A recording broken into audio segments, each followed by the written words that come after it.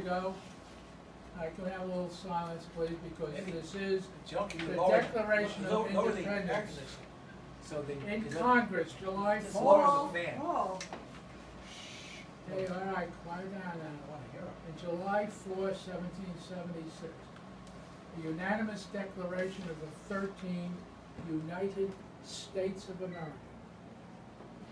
When in the course of human events it becomes necessary for one people to dissolve the political bands which have connected them with another, and to assume among the powers of the earth the separate and equal station to which the laws of nature and of nature's God entitle them, a decent respect to the opinions of mankind requires that they should declare the causes which impel them to the separation.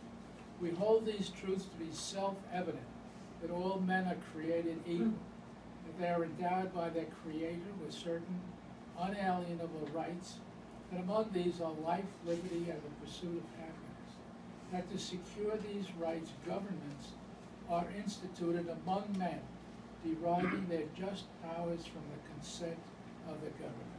That whenever any form of government becomes destructive of these ends, it is the right of the people to alter or to abolish it, and to institute new government, laying its foundation on such principles and organizing its powers in such form as to them shall seem most likely to affect their safety and happiness.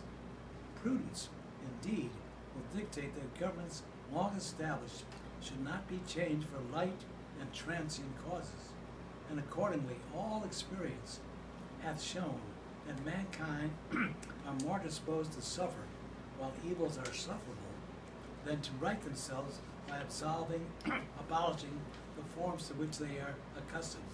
But when a long train of abuses and usurpations, pursuing invariably the same object, evinces a design to reduce them under absolute despotism, it is their right, it is their duty to throw off such government and to provide new guards for their future security. Laura. Such has been the patient sufferance of these colonies, and such is now the necessity which constrains them to alter their former systems of government. The history of the present King of Great Britain, George III, is a history of repeated injuries and usurpations, all having in direct object the establishment of an absolute tyranny over these states. To prove this, let facts be submitted to a candid world. He has refused his assent to laws, the most wholesome and necessary for the public good. He has forbidden his governors to pass laws of immediate and pressing importance, unless suspended in their operation till his assent should be obtained, and when so suspended, he has utterly neglected to attend to them. He has refused to pass other laws for the accommodation of large districts of people, unless those people would relinquish the right of representation in the legislature, a right inestimable to them and formidable to tyrants only. He has called together legislative bodies at places unusual, uncomfortable, and distant from the depository of their public records, for the sole purpose of fatiguing them into compliance with his measures. He has dissolved representative houses repeatedly for oppressing with manly firmness his invasions on the rights of the people. He has refused for a long time after such dissolutions to cause others to be elected, whereby the legislative powers, incapable of annihilation, have returned to the people at large for their exercise, the state remaining in the meantime exposed to all the dangers of invasion from without and convulsions within. He has endeavored to prevent the population of these states, for that purpose obstructing the laws of naturalization of foreigners, refusing to pass others to encourage their migrations hither, and raising the conditions of new appropriations of land. He has obstructed the administration of justice by refusing his assent to laws for establishing judiciary powers. He has made judges dependent on his will alone for the tenure of their offices and for the amount and payment of their salaries. He has erected a multitude of new offices and sent hither swarms of officers to harass our people and eat out their substance. He has kept among us, in times of peace, standing armies without the consent of our legislature. He has affected to render the military independent of and superior to the civil power. He has combined with others to subject us to a jurisdiction foreign to our Constitution and unacknowledged by our laws, giving his assent to their acts of pretended legislation.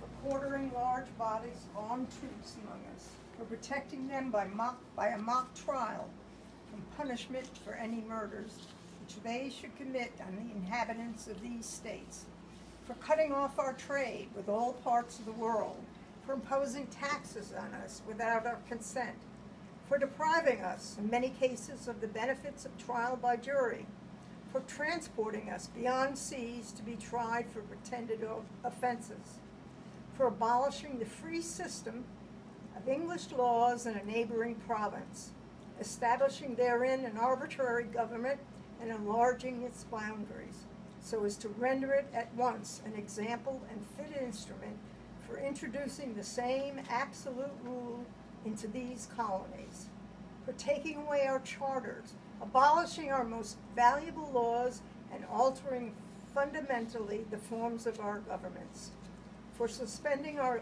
own legislatures, and declaring themselves invested with power to legislate for us in all cases whatsoever.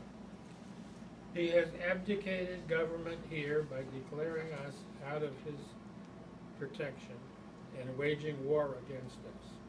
He has plundered our seas, ravaged our coasts, burned our towns, and destroyed the lives of our people.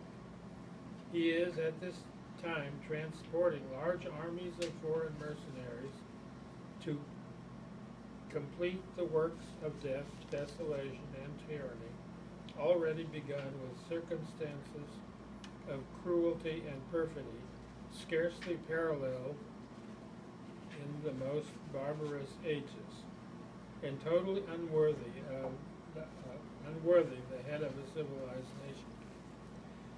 He has constrained our fellow citizens, taken captive on the high seas, to bear arms against their country, to become the executioners of their friends and brethren, or to fall themselves by their hands.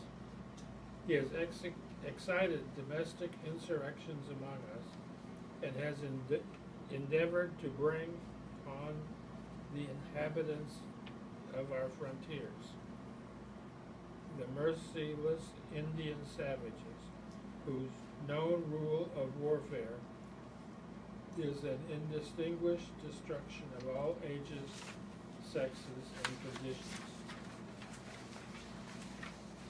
In every stage of these oppressions, we have petitioned for redress in the most humble terms. Our repeated petitions have been answered only by repeated injury. A prince whose character is thus a mark of every act which may define a tyrant is unfit to be ruler of a free people. Nor have we been wanting in attentions to our British brethren. We have warned them from time to time of attempts by their legislature to extend an unwarrantable jurisdiction over us. We have reminded them of the circumstances of our emigration and settlement here. We have appealed to their native justice and magnanimity, and we have conjured them by the ties of our common kindred to disavow these usurpations, which would inevitably interrupt our connections and correspondence. They, too, have been deaf to the voice of justice and of consanguinity.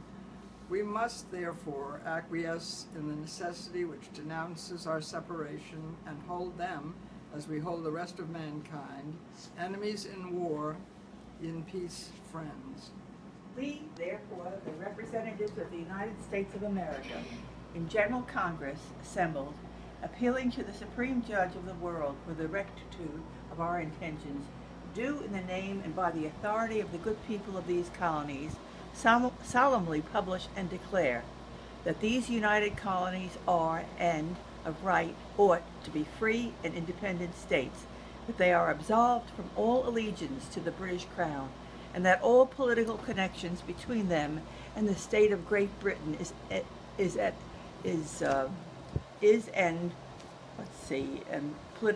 ought to be totally dissolved, and that as free and independent states they have full power to levy war, conclude peace, contract alliances, establish commerce, and to do all other acts and things which independent states may of right do.